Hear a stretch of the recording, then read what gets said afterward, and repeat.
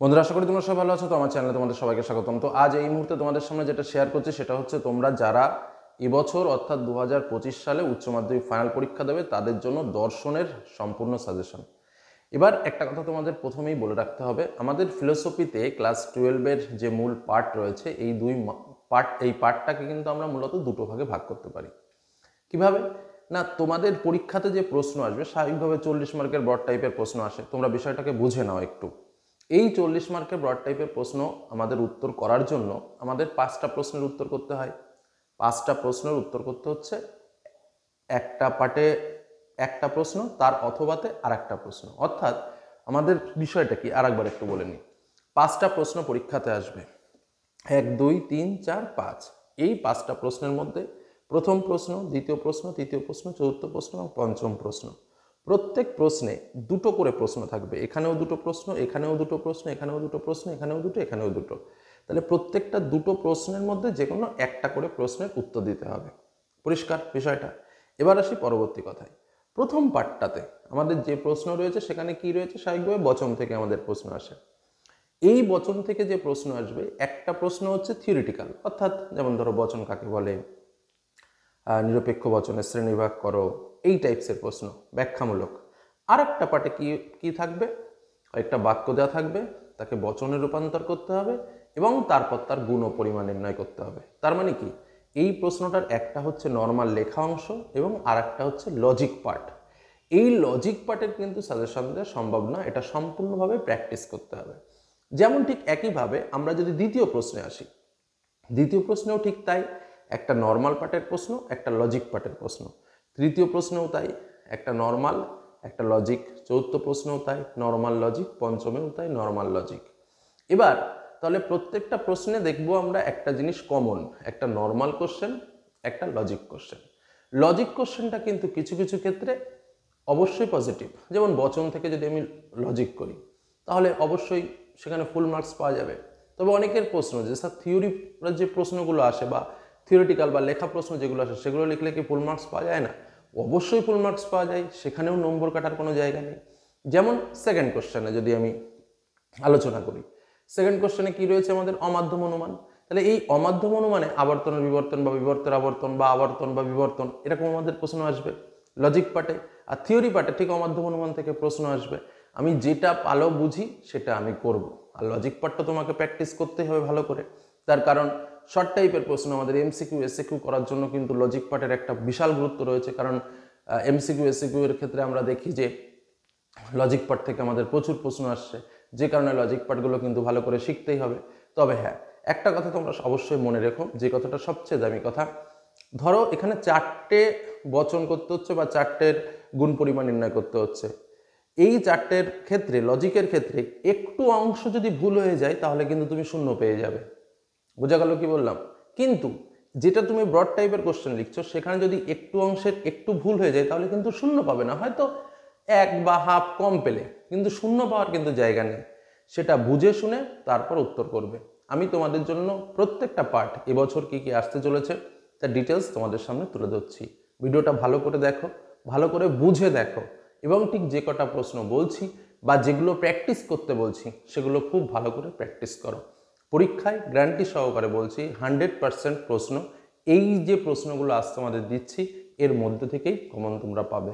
তোমরা জানো এর আগে তোমাদের বাংলা, ইতিহাস, রাষ্ট্রবিজ্ঞানের সম্পূর্ণ সাজেশন কিন্তু শেয়ার করে দিয়েছি।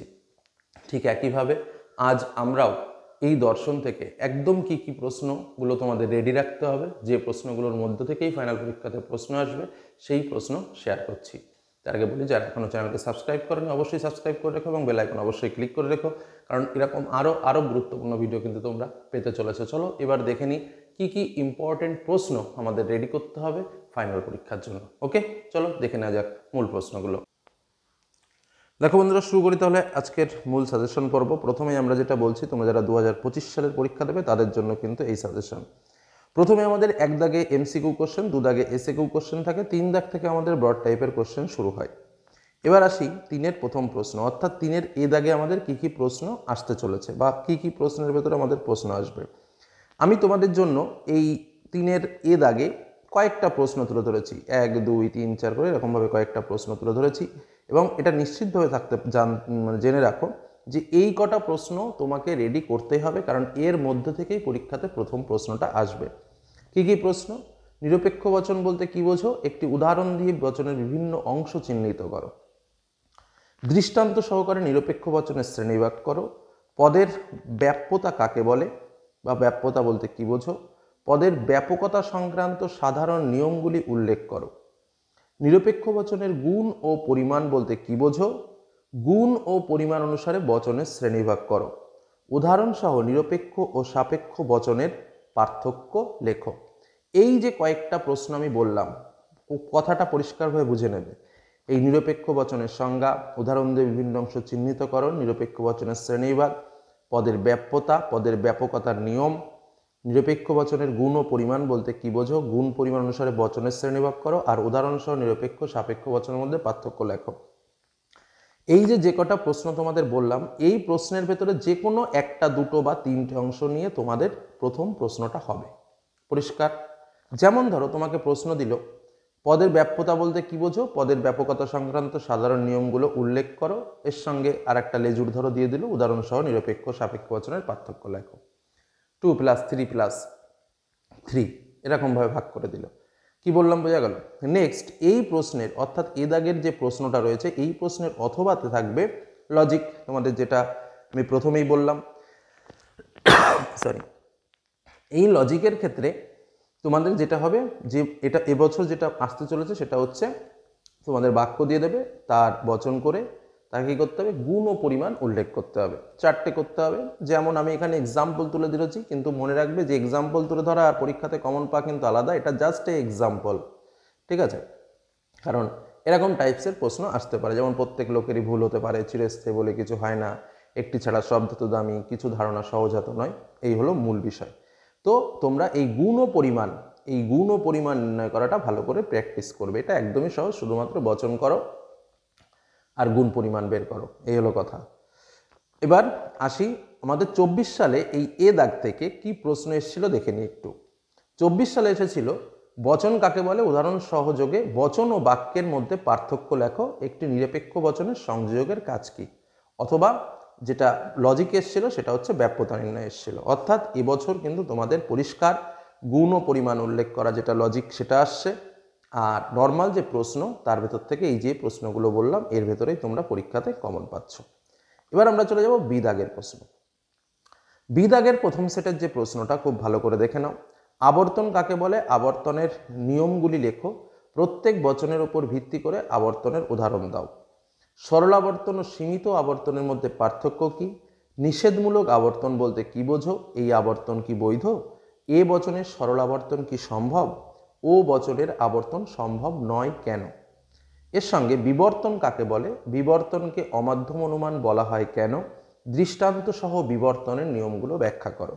এই যে কয়েকটি প্রশ্ন বললাম বি দাগে, কথাগুলো খুব ভালো করে বুঝে নেবে। অর্থাৎ এই আবর্তন থেকে কয়েকটা প্রশ্ন বললাম এবং বিবর্তন থেকে কয়েকটা প্রশ্ন বললাম। এই যে কয়েকটা প্রশ্ন, এই প্রশ্নগুলোর মধ্যে ঠিক নর্মাল পার্টের যে প্রশ্নটা সেটা হবে। কি বললাম বোঝা গেল?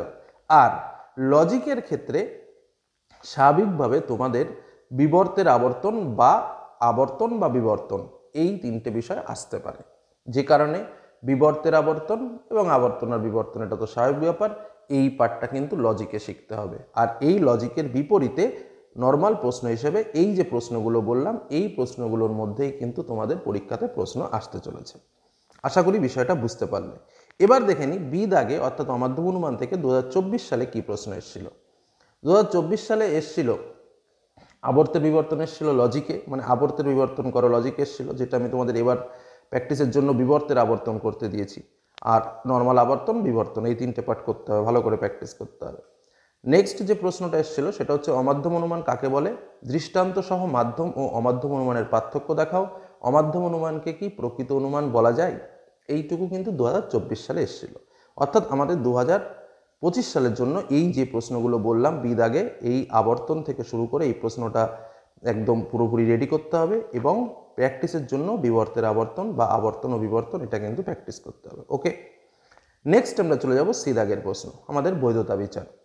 দেখো সি দাগের প্রশ্নে বৈধতা বিচারে তিনটে বিষয় আছে। একটা হচ্ছে মূর্তি সংস্থান উল্লেখ করে বৈধতা বিচার করতে হবে, যেখানে আমাদের দুটো দেওয়া থাকবে, এক একটাতে 4 মার্ক। তোমরা জানো লেখার প্যাটার্ন আছে, সংস্থান উল্লেখ করতে হয়, তারপরে বৈধ মূর্তির নাম বের করতে হয়, অনেক কিছু বিষয় রয়েছে। তো যাই হোক, এখানেও দুটো দৃষ্টান্ত দেবে। এটা হচ্ছে লজিক পার্টের প্রশ্ন, ঠিক আছে।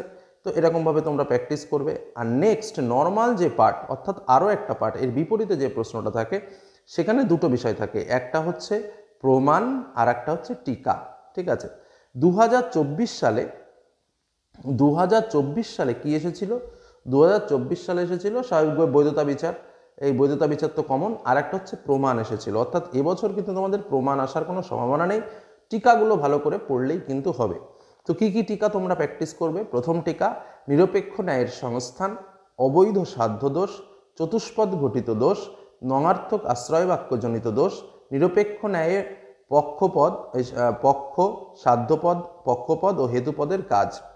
এই যে কয়েকটা বললাম, তার সঙ্গে অব্যাপ্যত দোষ এবং সংক্ষিপ্ত ন্যায়। টিকা, টিকা মানে তার সংজ্ঞা, বৈশিষ্ট্য, গুরুত্ব, এইভাবে কিন্তু তোমাকে লিখতে হবে এবং উদাহরণ সহযোগে দৃষ্টান্ত সহ ব্যাখ্যা। এই কটা টিকার মধ্যে দুটো টিকা পরীক্ষাতে আসবে, কথাগুলো পরিষ্কারভাবে বুঝে নেবে, এবং সেই দুটো টিকা লিখলে তোমরা 8 মার্ক পাবে। এই হলো একটা বিষয়। আর একটা বিষয় হচ্ছে এইরকমভাবে দুটো যুক্তি তোমাকে দিয়ে দেবে, তার ভেতরে তার বৈধতা নির্ণয় করতে হবে বের করে, ঠিক আছে। এই হলো মূল বিষয়। এইবার তোমাকে প্র্যাকটিস করতে হবে এই বৈধতা বিচার। আর টিকাগুলো বিকল্প হিসাবে তুমি অবশ্যই পড়ে রাখবে, কারণ টিকাগুলো কমন এর মধ্যে থেকেই পাবে এবং সুন্দরভাবে টিকাটাও লিখতে পারবে। নেক্সট আমরা চলে আসবো ডি দাগ, পদ্ধতি। দেখো, তোমাদের মিলের অন্বয় পদ্ধতি, সংযুক্ত পদ্ধতি এবং স্বপরিবর্তন পদ্ধতি, এই তিনটে বিষয়ের মধ্যে একটা বিষয় আসবে তোমাদের পরীক্ষায়, কারণ এর আগের বার ব্যতিরেকে পদ্ধতি এসেছিল, প্রথম কথা। এবার আসা যাক মূল বিষয়ে। তিনটে পদ্ধতির মধ্যে সবথেকে বেশি ইম্পর্টেন্ট এবার তোমাদের জন্য স্বপরিবর্তন পদ্ধতি, সেটাও বলে দিলাম। কিন্তু তোমরা কিন্তু এই অন্বয়ী, সংযুক্ত এবং স্বপরিবর্তন তিনটেই ভালো করে পড়বে, কারণ এটা গ্যারান্টি দিয়ে কেউ বলতে পারবে না যে স্বপরিবর্তন আসবেই, কারণ সংযুক্ত পদ্ধতিও আসতে পারে, অন্বয়ী পদ্ধতিও আসতে পারে। যে কারণে এই তিনটে পদ্ধতির মধ্যে একটাকেও বাদ না দিয়ে তিনটেই ভালো করে রেডি রাখবে। এর ঠিক বিপরীত দিকে আমাদের কি রয়েছে? লজিকের পার্ট রয়েছে। তো লজিকের পার্টের ক্ষেত্রে আমরা সাধারণভাবে যেটা তোমাদের বলি, একটুখানি দেখে নিই। সাধারণভাবে যেটা বলি যে আমাদের একটা দৃষ্টান্ত দিয়ে দেয়, এরকমভাবে একটা দৃষ্টান্ত তোমাদের সামনে পরিষ্কার করে তুলে ধরি। হ্যাঁ, এই যে আমাদের একটা দৃষ্টান্ত দিয়ে দেয়, এই দৃষ্টান্ত থেকে কোন পদ্ধতি বের করতে হবে, চিহ্নিতকরণ, তারপরে তার সংজ্ঞা, আকার, সুবিধা অসুবিধা সমস্ত কিছুই লিখতে হয়। আমি ছাত্রছাত্রীদের ব্যক্তিগতভাবে বলি এই প্রশ্নটা করাটা রিস্ক, কারণ কোনো কারণে যদি একটু ভুল হয়ে যায় তাহলে আমি কি পাবো? পুরো শূন্য পেয়ে যাব। কারণ এই চিহ্নিতকরণে যদি কোনো কারণে ভুল হয়ে যায় তাহলে তুমি পরবর্তীতে সংজ্ঞা, আকার, সুবিধা অসুবিধা যাই লেখো না কেন তার মূল্য হয়ে যায় শূন্য, কি তাই তো? যে কারণে ঠিক একই প্রশ্নের ওপরে আমার একটা কমন প্রশ্ন, আমার আর চিহ্নিতকরণ করা লাগবে না, আমাকে তো ওরা প্রশ্নটা দিয়েই দিয়েছে, তো স্বাভাবিকভাবে আমি এই তিনটে প্রশ্ন পড়েই একটা উত্তর করতেই পারি। আকার, দৃষ্টান্ত, সুবিধা অসুবিধা, সংজ্ঞা আমার ওটাতেও লিখতে হচ্ছে, এটাতেও লিখতে হচ্ছে, তাহলে আমার অকারণে ঝামেলা করার কি দরকার? আমি সুন্দরভাবে এই প্রশ্নটা পড়বো এবং উত্তরটা লিখব। তবে কারো যদি ব্যক্তিগত ইন্টারেস্ট থাকে অবশ্যই বলবো যে লজিকের এই পার্টটা ভালো করে শিখে রাখতে। যারা পদ্ধতি ভালো করে পড়বে তারা অটোমেটিক লজিকের এই পার্টের উত্তর করতে পারবে। নেক্সট আমাদের 5 দাগের প্রশ্ন। ঠিক একইভাবে 5 দাগের প্রশ্ন লজিক পার্টের প্রশ্ন থাকবে, আর একটা বিষয় হচ্ছে টিকা থাকবে, তাই তো? তো প্রথমে লজিক পার্টের জন্য স্বাভাবিকভাবে কী করতে হয়? বিচার করে তার দোষ নির্ণয় করতে হয়। কোন দোষ? কাকতালীয় দোষ, সহকার্যকে কারণ বলে মনে করার দোষ, উপমা যুক্তি, ভালো উপমা যুক্তি, মন্দ উপমা যুক্তি, অপর্যবেক্ষণজনিত দোষ, অনেক কিছু বের করতে হয়। তো স্বাভাবিকভাবে এখানে দুটো থাকবে। এখানেও আমি সেই কথাটাই বলি যে কোনো কারণবশত যদি একটা ভুল হয়ে যায় বা নির্ণয় করতে যদি ভুল হয়ে যায় তাহলে কিন্তু সেক্ষেত্রে তুমি শূন্য পেয়ে যাবে। অর্থাৎ যদি একদম নির্দিষ্ট থাকো যে না এটার উত্তর এটাই হবে তাহলে তোমরা অবশ্যই করো, কিন্তু যদি কোনো কারণে একটাতে একটু রিস্ক মনে হয় তাহলে কিন্তু তোমরা স্বাভাবিক নিয়মে নিচে তার অথবাতে আমরা টিকা পাবো।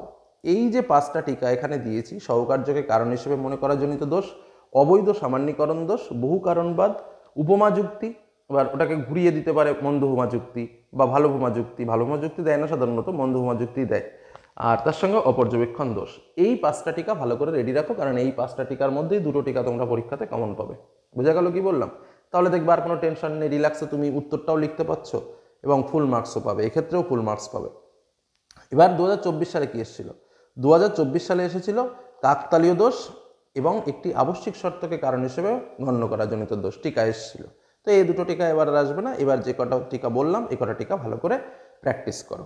আর যারা লজিকের পার্টটা করবে তারা অবশ্যই লজিকগুলো যেমনভাবে বললাম, কারণ লজিকের সাজেশন দেওয়া সম্ভব না, লজিকে কী কী আসবে সেটা বলে দেওয়া যেতে পারে, আর এগুলো সম্পূর্ণ প্র্যাকটিসের ব্যাপার। এই হলো আমাদের দর্শনের সম্পূর্ণ সাজেশন, সম্পূর্ণ ইম্পর্টেন্ট কোশ্চেন। এর থেকে কম প্রশ্ন করার চেষ্টা করো না, বিপদে পড়ে যেতে সময় লাগবে না। এইগুলো রেডি করে ফাইনাল পরীক্ষা দিতে যাও। এটুকু বলে আজকের আলোচনা শেষ করলাম। সকলে ভালো থেকো, সুস্থ থেকো, সাবধানে থেকো। ধন্যবাদ।